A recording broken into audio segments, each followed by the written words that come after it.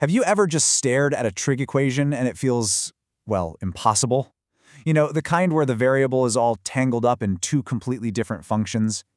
Today, we're going to learn how to pick the lock on those equations. So let's dive in. So take a look at this puzzle. We've got a cosine squared term and a sine term all in the same equation.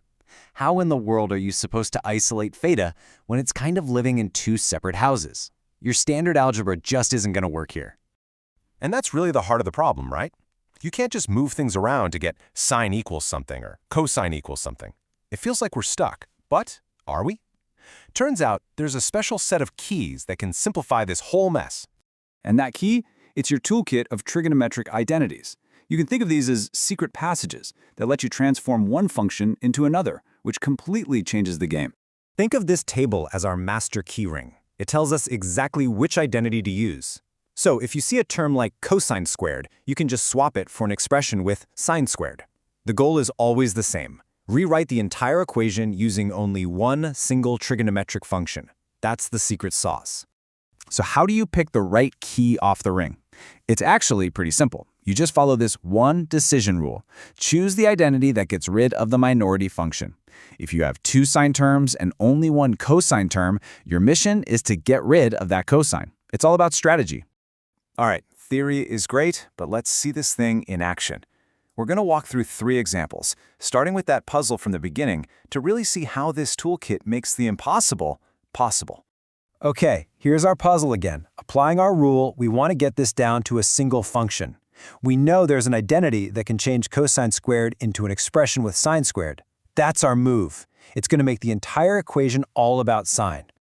So here's the crucial step, the substitution.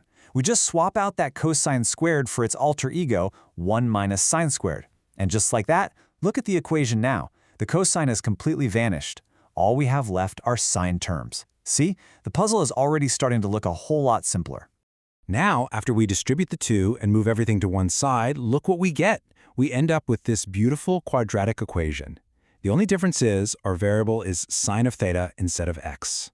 And this is familiar territory. We totally know how to solve this. We just factor the quadratic, which breaks it down into 2 little mini equations to solve. Sine of theta equals 1/2 and sine of theta equals 1.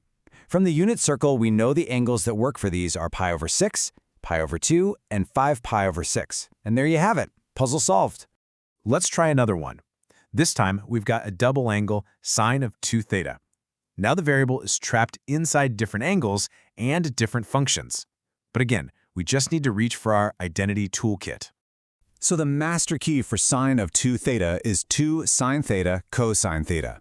The moment we make that swap, we immediately see something really useful. We now have a cosine of theta term on both sides of the equation. Now, a super important warning here.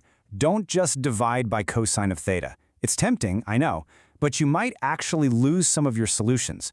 The right way to do it is to bring everything to one side and then factor out that common cosine theta term. This leaves us with 2 factors that could be 0. And now we just solve each part. When does cosine of theta equal 0? At pi over 2 and 3 pi over 2. And when does sine of theta equal 1/2? That's at pi over 6 and 5 pi over 6. We just gather up all 4 of those solutions, and we are done. Okay, one last example, and this one's a little tricky. We have cosine of 2 theta and a sine term. Now the thing about cosine of 2 theta is that it has 3 different identities. So which one do we choose?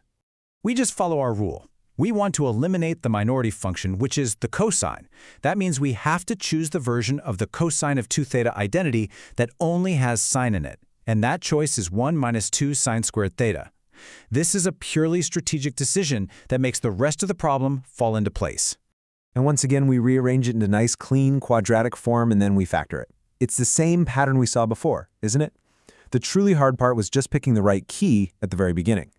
We solve our 2 little mini equations. Sine of theta equals -1/2 and sine of theta equals 1, which gives us our final set of solutions, pi over 2, 7 pi over 6, and 11 pi over 6. You know, that last example really highlights the single most common mistake people make. Your choice of identity, it's everything. Let's make this crystal clear. This slide shows you exactly why that choice is so critical. Look, on the right side, if you pick the wrong identity, you're right back where you started. totally stuck with both sines and cosines. You've gone nowhere. But the correct choice, on the left, it creates a clear path straight to the solution by getting everything into a single function. So you might be thinking, okay, this is a neat math trick, but when would I ever actually use this? Well, this skill is actually super critical in fields like engineering. I mean, think about the suspension in a car. Its motion can be described by equations that mix up sine and cosine functions. So engineers have to solve these equations to find what are called resonant frequencies. These are the frequencies where vibrations can get dangerously out of control. And the identity substitutions we just practiced, that is the exact tool they use to figure it out. So, the big takeaway here is this. Identities are so much more than just formulas you have to memorize. They are powerful tools of transformation. They take equations that look like these impossible puzzles and turn them into simple, familiar problems that you already know how to handle. You now have the master key. You've seen how to choose the right one, how to use it, and you've even seen why it matters. You've unlocked this puzzle. The only question left is, what will you solve next?